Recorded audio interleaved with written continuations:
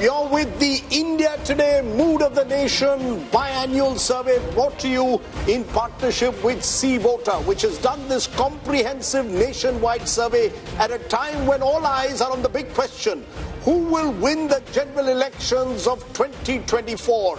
That's the question that we're going to answer in a detailed manner this time, but not just the big picture. We'll be going state by state to bring you all the results you've been waiting for. This is the last Mood of the Nation opinion poll before the general elections of 2024, which is what makes this that much more important, and so much rides on the results of this Mood of the Nation opinion poll. So what we'll do for a moment is take you through the methodology adopted by Cvota for this poll, and then we'll go state by state in getting you the results of this poll. So this Mood of the Nation opinion poll was done between the 15th of December and the 28th of January. Largely, some polling happened later when there were specific changes like there were in Bihar, but largely between the 15th of December and the 28th of January. For this poll, the sample size was 35,801. But Cvota, as our viewers know by now, has a continuing tracker sample.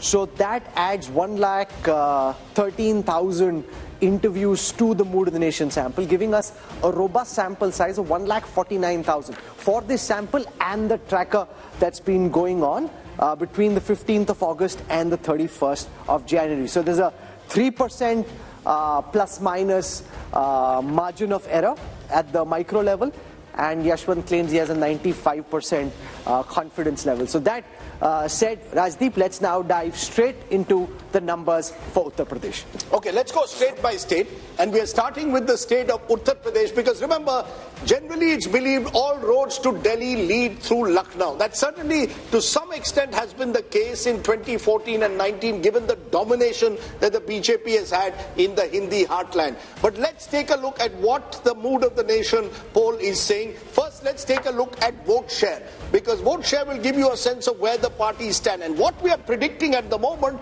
is a 52% vote share for the NDA, which means that the NDA is actually up from last time. They're even higher than they were in 2019 when they did remarkably well in that election. The India Alliance, and presumably this India Alliance includes the Congress, the SP and the RLD as of now. The RLD could well switch sides. Therefore, at the moment, they're at 36%, up 10% last time, but they have lost the BSP, which was in 2019 with the Samajwadi Party, and others 12%, primarily the Bahujan Samaj Party. But the key thing is, how does this translate into seats? That's the difficult task that Yashwant has undertaken. The seats, what would the seats be in the 80-member UP Assembly? And just take a look at that. The NDA goes up from 64 to 72 out of 80. It's a gain of 8. So NDA, BJP holding rock solid in the saffron heartland in a way. The India Alliance 6 to 8, so only a marginal increase, and that's divided between 1 for the Congress and 7 for the Samajwadi Party. Others are completely wiped out. The 10 last time were the BSP. So Rahul, the first big numbers clearly show the BJP holding its own in what's become its bastion. And if the BJP is already at 72 in the way the state plays right now, Yashwant, the most important question is, now that RLD is very clearly in talks with the BJP, if Jayant Chaudhary was to join the NDA, where could that 72 reach? Well, I mean, of course, it will impact minimum number of 2 seats for sure. But it's not just about how many seats that RLD is contesting and they are likely to win. It's also about the overall impact of the Jat voter consolidation in the entire Western UP, and not just Western UP, but across in other states which have a significant number of Jat voters. So that, having said that, Rahul, let me be upfront about this one. And me and Raj discussed this so many times about the numbers of the seats and everything. You know, I am a conservative pollster, and I find it very difficult to tell people that, you know, why are these others or other NDA numbers or non-NDA numbers coming up even when you have NDA or BJP crossing 50% of vote? That is simply because of the probability.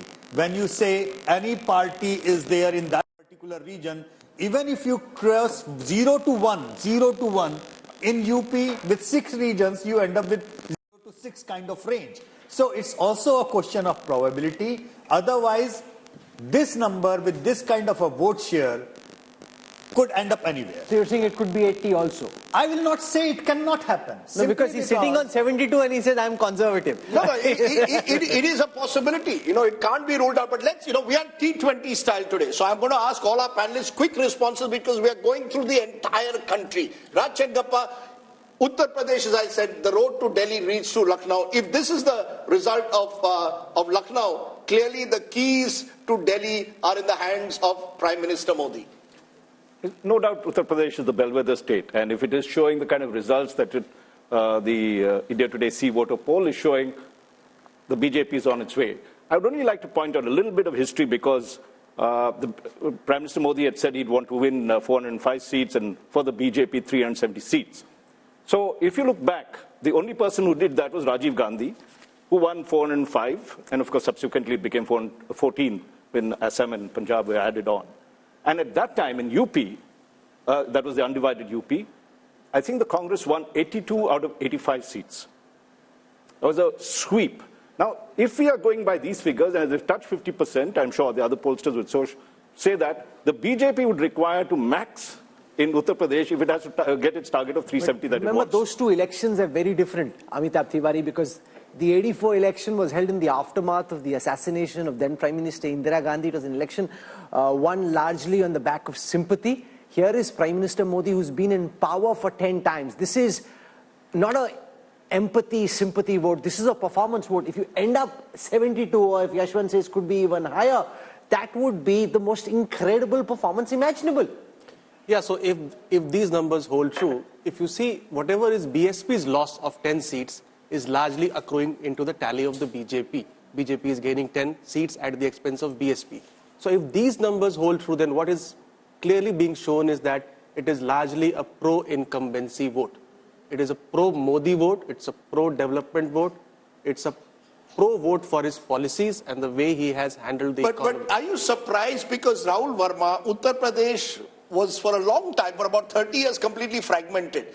Now suddenly, since 2014, the BJP has come to dominate the state, 2 general elections, 2 assembly elections, and now you could have a 3rd general election. Is the BJP therefore entering into UP much like it was in Gujarat, a completely dominant party, 50% more, 50% vote and more, suggests a dominant state? Absolutely, Prasdeep. One reason for fragmentation in the 90s and early 2000s was that there were at least 4 credible players that were present. BJP, Congress, SP and BSP, the regional parties were very, very strong. Over a period of time, Congress declined and also BSP declined. So why Yashwant is saying that the numbers are conservative? Because this time BSP is moving out and they are still holding on to 10% or some vote share there, which means that actually the numbers could be much more than 75, even touching 70. No, but here's the thing. It reflects the continuing trend of elections becoming bipolar. Remember, the BSP, according to Yashwant's analysis, is projected to come down from 19% vote share last time to 8% this time. That's 11% down. And this is a party which in 2007 had won 200 plus seats. So that just shows how the BSP has ceded ground to now become a rump. 8% Sanjay Kumar for the once mighty BSP just shows that for time to come, elections in UP will be BJP on the one side and Samajwadi Party on the other, with a much weaker Samajwadi Party against a much stronger BJP. Rahul, we need to understand why elections are becoming bipolar not only in UP but in Bihar and many other states. Because I get a sense that the entire election now is being contested in the name of Prime Minister Narendra Modi. I don't see this election as a contest between Rahul Gandhi and Narendra Modi or Narendra Modi versus any other leader. It is a referendum on how do you rate the performance of Prime Minister Narendra Modi. So people are divided on 2 axes, pro-Modi, anti-Modi. And you see the elections becoming bipolar on this, not on the issues, but largely on this factor. If you are on pro-Modi side, you tend to align, your party tend to align with NDA. And if you are anti-Modi, you tend to align with the UPA. Or if you're not able to align with the UPA, then you go alone. But that is what is happening in UP. I want to come now to the state of Punjab. And just keep in mind that the numbers that you're about to see assume that the Aam Aadmi Party and the Congress will find a way of fighting together. But this is a state where AAP and Congress are 1 and 2. And whenever two parties are 1 and 2, they typically find it very difficult to be able to distribute seats amongst themselves. Between 2 and 3, it's much easier than it is between parties that are 1 and 2. But since that's the way it is seeming on the surface, that's the calculation that we're about to show you. So here are the numbers for Punjab. I'm going to start by taking a look at the vote share numbers first. The BJP had 10% vote share in the previous Lok Sabha elections. That's now projected to go up to 17. That's 7% up. The Aam Aadmi Party had 7% vote share in the last Lok Sabha elections. That's now projected to go up to 27. That's 20% up from the last time. The Congress had 40% vote share in the last elections. That's now projected to come down to 38. That's 2% down from the last time. The Akalis had 28% vote share. That's now projected to come down to 14, a loss of 14% for the once formidable Akalis. Let's take a look at how this converts into seats. So on your screen right now, for the 13 seats of Punjab, here are the Cvota India Today Mood the Nation projections. Cvota is projecting that the BJP is likely to stay at 2 seats. They're likely to stay at 2. What's gone out from the NDA kitty there are the Akali seats. The AAP is expected to be at 5 seats. That's up 4 from the last time if we see the party-wise breakup of these seats. The Akalis were at 2. That's likely to come down to 1. So the BJP holds on to its 2 seats. The AAP goes up from 1 to 5. Remember, in the first election they fought in 2014, they had 4 seats. So they go up to 5 this time. The Congress at 5. They were 8 last time, so they're down 3. And the Akalis are at 1. Down 2. Now what could change potentially, Yashwant, is if at the last moment the Akalis and the BJP are able to tie, because behind the scenes there's a lot happening. It's not firm, finalized, both sides haven't decided. The Akalis we know are keen, the BJP is 50-50, wishy-washy, but that can change anytime. And if that changes, how does that potentially change these numbers? Of course, I mean that would be having some impact for sure, because I guess that between the Akalis and the BJP, even though there has been quite a lot of barbed in the recent years, as far as the core voting is concerned, they are pretty much supplementary in nature. The core has been anti-Congress vote at large, which the Akalis and the BJPs have been tending together. So this separation might have split it vertically, because BJP ran away with the Hindu votes and Akalis were with their Panthik votes. But if they come together, definitely that will have an impact. But it will not be the same kind of seat sharing, Rajdeep, that is for sure, because wherever BJP is going back with their old allies, that seat sharing equation is no more the same, which was defined by Vajpayee and Advani. But this is a fascinating state, Raj Chengappa, because the alliances have changed dramatically in the last few years. The BJP and the Akalis were together. AAP versus Congress was the battle of Punjab. They've now come together. They may not have chemistry on the ground. Do you really believe that this AAP-Congress alliance will work in the end and actually see the arithmetic benefits that this poll is suggesting? Or do you believe in the end it'll be very difficult for AAP and Congress to actually fight Punjab together, which may be another twist to these numbers? It's my favorite state since I was there as editor-in-chief of the Tribune.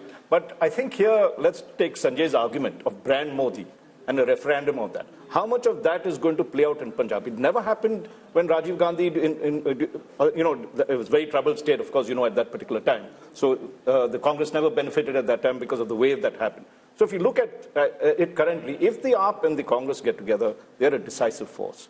Have they got together? Have they agreed on anything? That is not to be seen as yet. No, but can I counter what you're saying to say that it's almost impossible? How will you decide if you're 1 and 2 in that state? On a drawing board, you can say whatever you want. Given the problems in Uttar Pradesh, given the problems in Bihar, it is very difficult. In Delhi, they may still have some kind of an arrangement. In Punjab, they'll ultimately come to the conclusion that it's better for us to fight separately. No, they may well do that, Rahul. They actually seem to believe that might even work to their favor. That, you have a multi-corner. No, so I'm saying then the premise of the poll for Punjab is flawed, because it hypothetically assumes that they're fighting together. Yeah, sure. But the one thing about Punjab, to take from what Raj Chengappa said, and that's the fascinating part of Punjab, Sanjay Kumar, it's the one state in North India where the Modi wave has not worked, both in 2014 and 19. Look at both these elections. The Congress, if there's one state in northern India, held its own in the last 10 years, it's Punjab. Do you think the politics of Punjab, therefore, is very distinct and different from the rest of the country in a way? Two factors. Even though the political clout of Shiromani Akali Dal has come down, but look at the states where regional parties are strong. BJP has not found it easy to make inroads. That's one case why in Punjab BJP has not been able to make inroads. Second, BJP has been contesting in Punjab in alliance with Akalis, so Akalis have been a dominant player. That was a difficulty in the Bihar also for the first couple of decades. Also, look at the social composition of Punjab. In Punjab, we have a very large majority of Sikh voters. So, if you look at BJP's popularity, Narendra Modi's popularity, there is some difference if you look at among the Hindus and people belonging to different other religions. So I want to come now to Madhya Pradesh and take you through the numbers. We need to just step on the pedal a bit so we can go, otherwise we'll be here all evening. So in Madhya Pradesh, the BJP had 28 seats. Apart from Chhindwara, they won 28 out of 29 seats. This time, they're expected to come down to 27. The India Alliance had 1, expected to go up to 2. This is as far as votes are concerned. 58% last time for the BJP, same this time. And the Congress's vote share, 35 last time, expected to be 38 this time.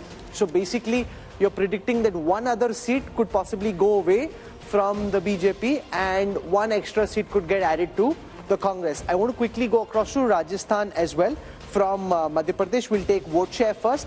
The NDA had 61% vote share, the BJP had 61% vote share, this time 59.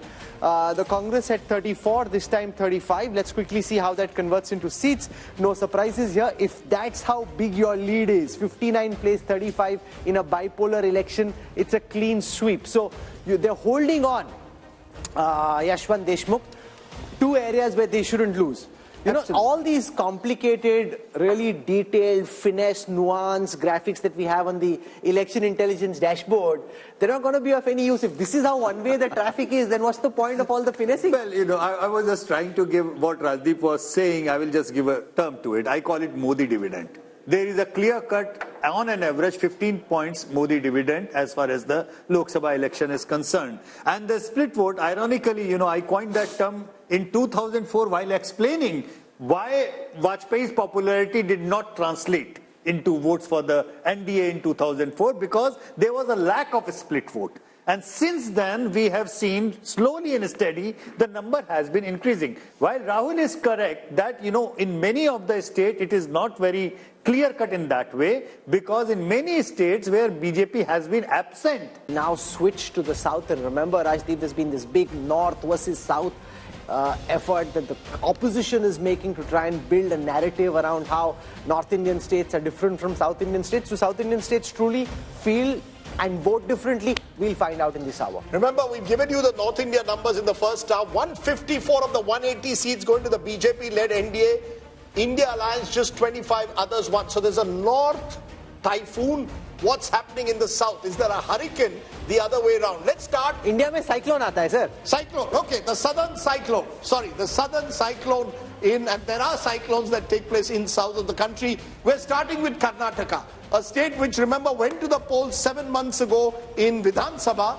And interestingly, this is what it's showing. In terms of vote share, the NDA is way ahead of the India Alliance. Remember, there's a Congress government in Karnataka. 53% at the moment to the NDA, 42% to the India Alliance, others 5. This is identical in vote share compared to 2019. How is this translating into seats? Remember, 28 seats in Karnataka, 25 were won by the BJP last time. And we are saying the BJP is down just 1. 24 from, remember, 27 now includes the JDS, which has joined hands with the BJP there. So the BJP, JDS 24, that's down 3, but they're still holding its own. India Alliance just 4 in a state where the Congress is in power, and India Alliance means effectively Congress here, others 0. So you've got the first southern state giving bad news to the Congress party. And Rajchandgappa, it's your home state, so why don't you kick off? It suggests very different verdict to what we saw 7 months ago when the Congress won pretty decisively. But let's say, Rajdeep, it's not surprising in Karnataka. It's if history. You recall it started from Karnataka when Rajiv Gandhi swept Karnataka, winning about 26 out of 28 seats in 1984. within 3 months, Ramakrishna Hegde was elected as chief minister. We're going to see the reverse polarization happening in this case, where for Karnataka, they felt that the Congress is good, it was needed because the BJP government was not effective, and therefore the voters likely to tilt towards giving Modi the mandate, because he did campaign extensively there. He did push, if you remember the final phase, a certain percentage up over there. So Karnataka, and the other thing BJP has smartly done, is tied up with the JDS. So the Vokliga vote, which would have made a decisive difference in Old Mysore and others, is getting split across these two. And secondly, if you look the way they have mended fences with the Lingayats, bringing Vijayendra, who's the son of Yadurappa, into the picture, the BJP has tried to cover its flanks. But let us see. I mean, Shiv Kumar is a wily contender. And you might see a little more seats going this way towards the Congress. Let's come to Telangana. We look at the vote share numbers for Telangana first and then the seat share numbers. So in Telangana, the BJP thinks they will be able to gain ground. They had 4 seats the last time. So when we look at the seat share for the BJP in Telangana, our poll is predicting 21%, just marginally up, 1% up from the last time. The big jump here is for the Congress, which was at 30% last time, this time at 41%, whereas the BRS and the other parties, which includes OVC, coming down to 38 from 50% the last time. So the big change really is the bump in the fortunes of the Congress and the decline in the fortunes of the BRS. How does this translate into seats? The only sliver of hope that we're seeing of all the numbers that we've put out so far in the Mood of the Nation opinion poll are actually coming from the 17 seats of Telangana, where the Congress's tally is expected to go up from 3 potentially to 10. That's up 7 from the last time. The BJP was at 4, could come down to 3. That's down 1. The BRS was at 9, could come down to 3. That's down 6. The AIMM stays where it was the last time. So OVC wins his seat. 3 to 10. Now, from what I know, Amit Shah and the BJP big guns will be figuring out some way कि इनको ये 10 नहीं देनी है, इनको कुछ नहीं देना है भाई. You know, Rahul, the fact is honeymoons do exist. You know, I know that we are in a world where even live-in relationships are now looked at with a question mark, but a honeymoon is still fine. In the poll, the honeymoon is on. Whether it will be on in May or not, we don't know. This is the one state where at the moment, Yashwant's poll seems to suggest that the honeymoon is on. They just won an election, 2 months ago? And therefore, there isn't even enough time for any anti-incumbency as of now to build. That's the sense I get, Yashwant. Am I right? Because in the contrast with Karnataka here seems clear, where the Congress is still very much the new party that has just toppled a 10-year-old government. I think Congress is reaping benefit of the popularity of Revanth Reddy. I think what is happening here is that in absence of any national leadership popularity or popular national leadership, Congress has to now look around for the popularity of their local leaders, and this is one state where definitely the popularity of Revanth Reddy is. So why is it working in Telangana but not Karnataka? It's not working simply because we have got 2 popular contenders, and Rashid Bhai might be able to tell this, but I am dead sure that the Deputy Chief Minister of Karnataka would not like Congress to win in Karnataka in Lok Sabha election, because if Congress loses Karnataka in Lok Sabha election, that paves the way for him to become the Chief Minister. I think this is a bit unfair, because Mr. D.K. Shivkumar, and Rajdeep would correct me if I am wrong, played a very big role even in Telangana, the amount of efforts he made there. So so far he's a disciplined soldier of the Congress. We need to move on, because otherwise we'll get caught in the politics of one state and then people in Andhra will start feeling bad, and that's never a good idea when you're discussing Telangana and Andhra Pradesh. So Andhra Pradesh on your screen next. 25 seats here. I look at projected vote shares first. The YSRCP of Jagan Reddy had 49% vote share last time. That's projected to come down to 41. That's 8 down from the last time. But the TDP, which was at 40% the last time, is now expected to go up to 45. Remember, we had Chandrababu Naidu meeting the Home Minister recently. Are they picking up signals which before this poll the others hadn't, but BJP obviously had its own polling on the ground?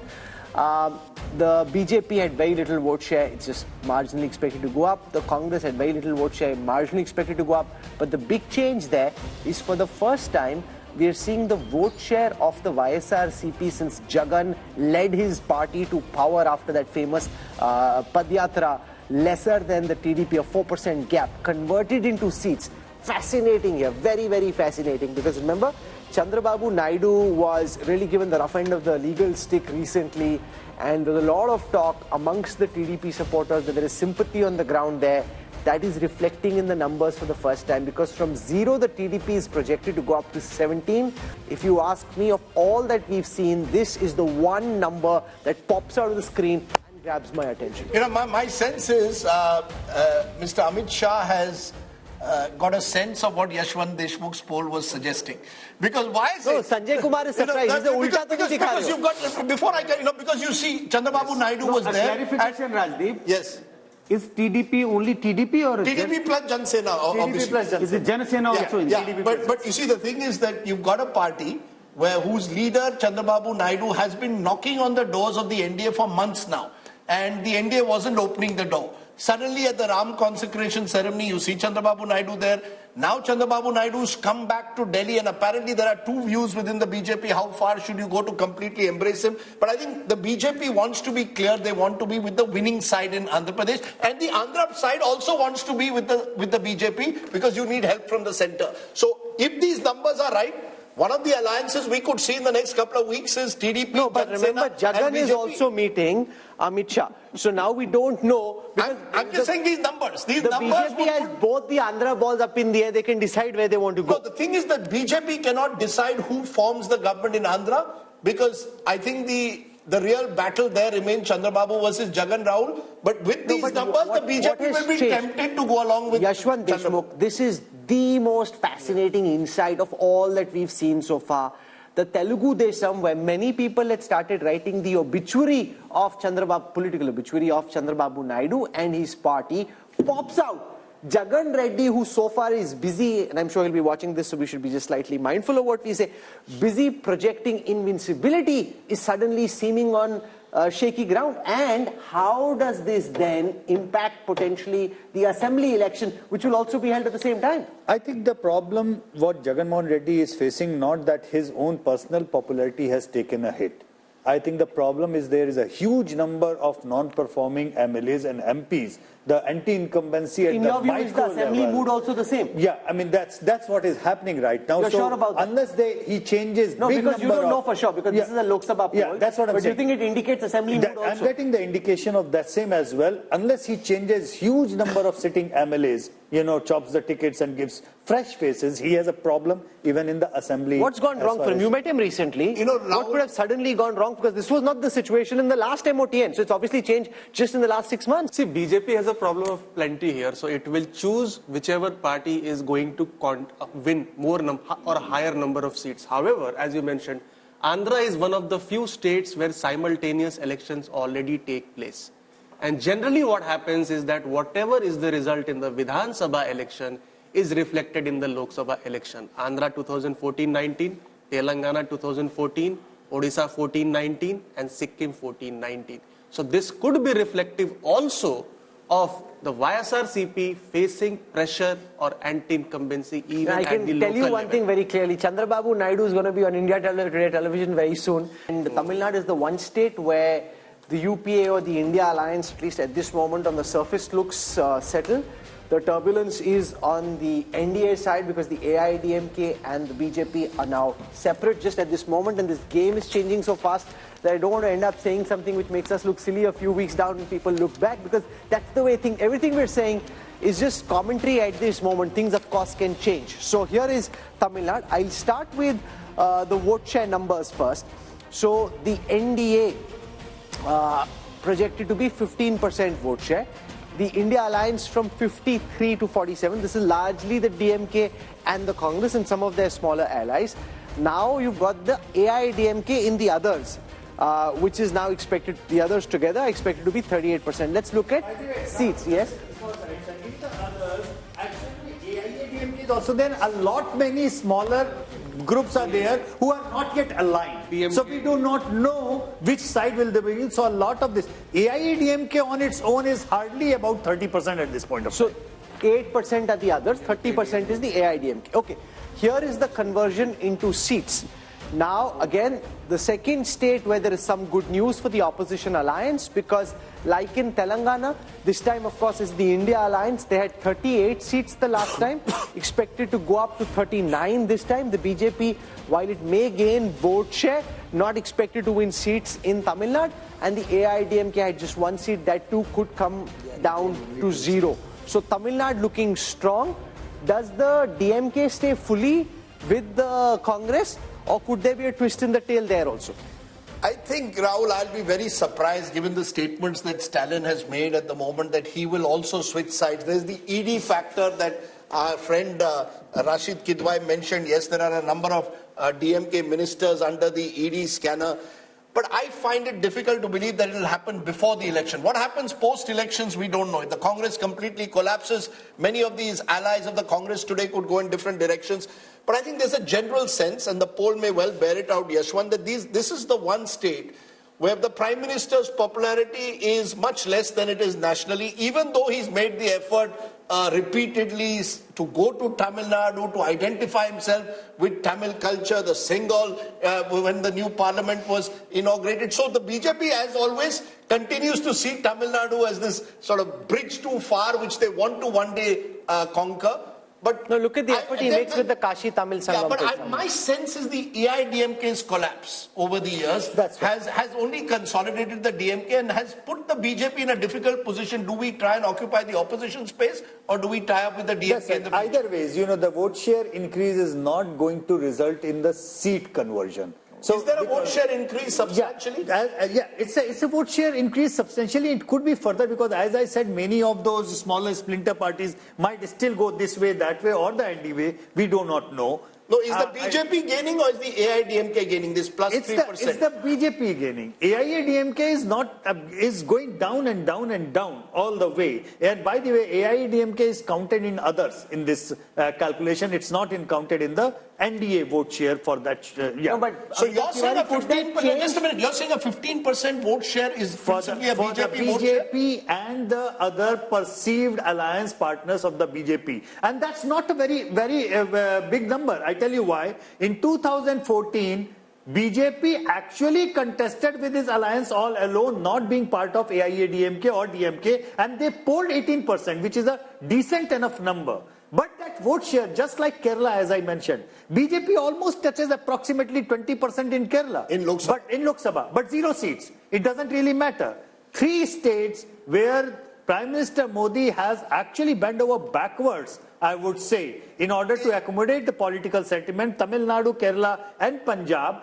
The gap is reducing. They are having a growth of organic level, I would say, but unlikely to convert into seats. Rahul, is there any possibility there's a buzz that the Prime Minister could contest from Kanyakumari as a second seat? No, so there's a buzz that he wants to bridge the north-south divide himself. 1 seat in the north, 1 seat in the south. Possible? But Rahul Gandhi also showed some sense of weakness when he picked Wayanad. The Prime Minister may not wish to go only for the reason that if this north-south divide picks up and for some reason they end up on a shaky ground, you don't want to expose the man who's supposed to be invincible to any form of threat. Therefore, will they take that risk? No, they will go all out to shore up their fortunes in Tamil Nadu. Remember, the BJP is the only party at this moment which has a 20-30 year horizon on things. When I speak to top BJP leaders about, say, the strategy for Tamil Nadu, or say, why don't you just patch up with the AIDMK at this moment, it might make it easier. They're saying, we want to end Dravidian politics. Not just about coming to power at this moment, it's also about a larger political, social, ideological fight where we want to integrate the country. I mean, at least they're talking that language and then pushing in that direction. Right. Oh, now, like the China. We now want to come to Rajdeep's home state of Maharashtra. He's already itching, getting out of his chair, all set to get you what should be quite shocking. No matter what you're thinking is happening, I think you'll be shocked by what Rajdeep's about to show you. Rajdeep. We've gone to the north, we've gone to the south.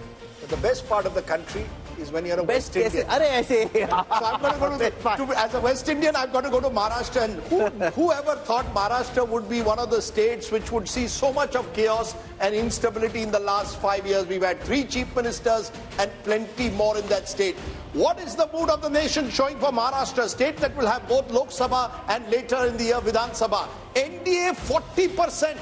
NDA 40%. So that's the BJP and the Shiv Sena into bracket Shinde. India 45%, which is 5% higher. 40 plays 45%, others 15. And 45 is NCP, Uddhav Sena, as well as the Congress party. So 5% edge in Maharashtra to the Maharashtra Vikas Aghadi. The opposition, the best news coming for the opposition after Kerala and Telangana is here in Maharashtra. This could be another big surprise, therefore. How is it projected into seats? What is Yashwant Deshmukh Cvota poll saying for Maharashtra? 26 out of 48 for the India alliance. 26 out of 48. A huge jump because the NDA, which won 42 out of 48 last time, is down to 22. So if there's one state where the NDA is taking a big hit as per this poll compared to 2019, it's Maharashtra. And that perhaps explains all that's been happening in that state. Breakup of the Shiv Sena, breakup of the NCP, because Rahul, clearly here too the BJP knew this was the one state they were in trouble, which is why they have slightly narrowed the gap, but they're still behind here. Yashwant, are you sure about your numbers for Maharashtra? Because they've taken a large part of the NCP, they've taken a large part of the Shiv Sena. If this is where things are at the end, then no matter what happens in this Lok Sabha election in the assembly, the BJP and what they have is going to face a very tough time. Why are we ending up with these numbers in your poll?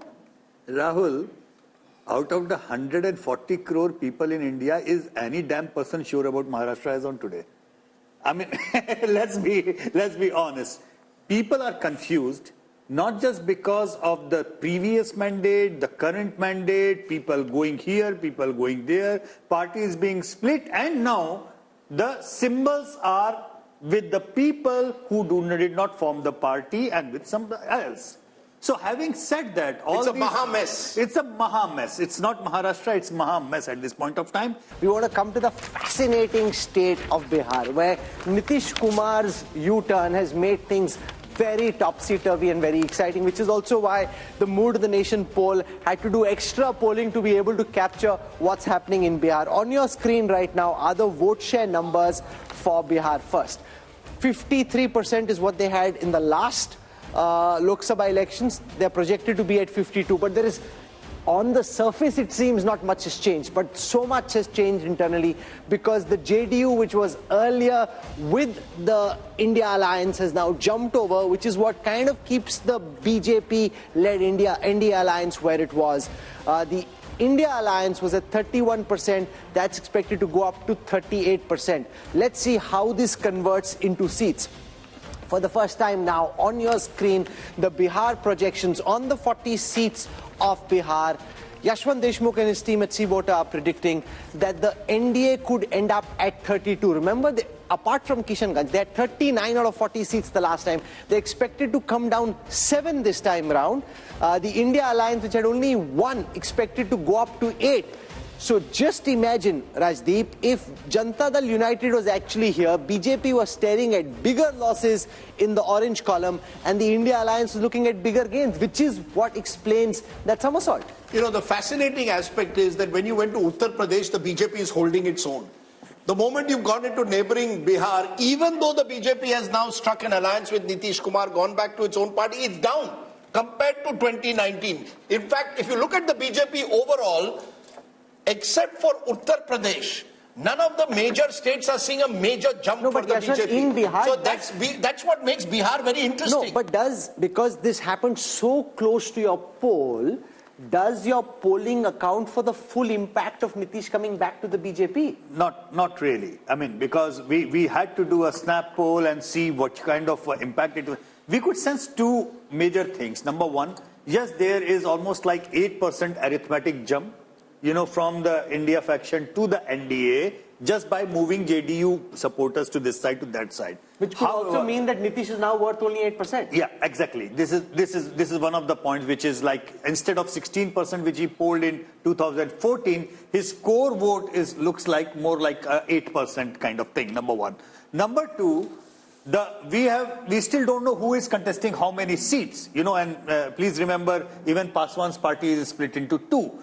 So we have just taken in whatever the seat allocation was there in 2019 as our base one. And we realize that the probability of JDU tally going down even within the part of the NDA is quite significant, which means last time they contested 17, won 16, but they could even very well come down, crashing down to single digit. Okay, let's turn from Bihar to West Bengal, another big state where the battleground is going to be tough. Let's take a look at the vote share first. Remember, the BJP did very well in Bengal, the breakthrough election of 2019. Now, in vote share, NDA 40%, holding its own. The Trinamool Congress 43.5%. Here we've separated the TMC from the rest of the India Alliance because it's likely Congress and left will contest together. That's others 7.3. So Trinamool Congress 43.5, others including Congress and left 7.3, NDA 40. How does this translate into seats? BJP 19, they won 18 last time, 19 this time. They will be happy that they are holding their own in Bengal. TMC 22, down 1. Congress plus left is 1 seat. So Bengal once again, Rahul, becoming TMC versus BJP, Congress left getting squeezed out, and clearly the BJP holding its own.